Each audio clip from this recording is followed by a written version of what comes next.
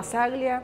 yo trabajo en la Dirección General de Cooperación Internacional de la República Argentina. Pertenece esta dirección a nuestro Ministerio de Relaciones Exteriores y Culto.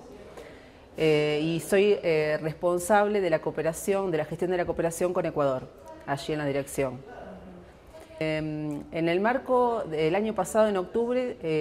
realizamos nuestra segunda comisión mixta con Ecuador, y en ese marco, dentro del programa de cooperación que generamos junto con Ecuador,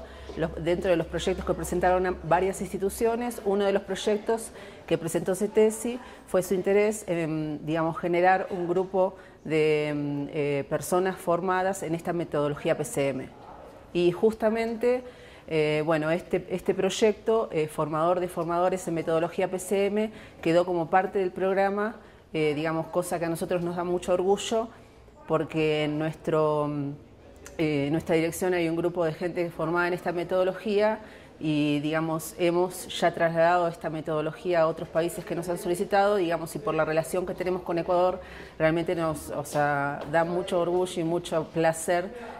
poder transmitir esta experiencia. Bueno, desde hace ya unos cuantos años Argentina, en la misma línea también con Ecuador, está apostando a generar proyectos de intercambio mutuo, de compartir experiencias justamente. Ya quedó muy atrás lo que era la cooperación norte-sur, y se trata de que los países en el mismo nivel de desarrollo podamos asistirnos entre nosotros y podamos compartir las experiencias y los saberes para poder,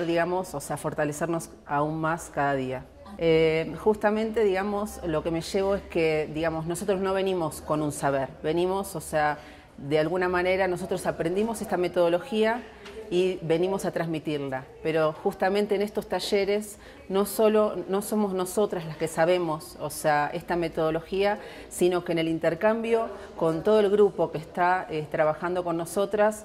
nos fortalecemos día a día. Eso es la cooperación sur-sur, porque de ellos también aprendemos, porque vamos intercambiando y porque cada taller hace que nosotras nos cuestionemos más cosas sobre la metodología y sobre este saber, y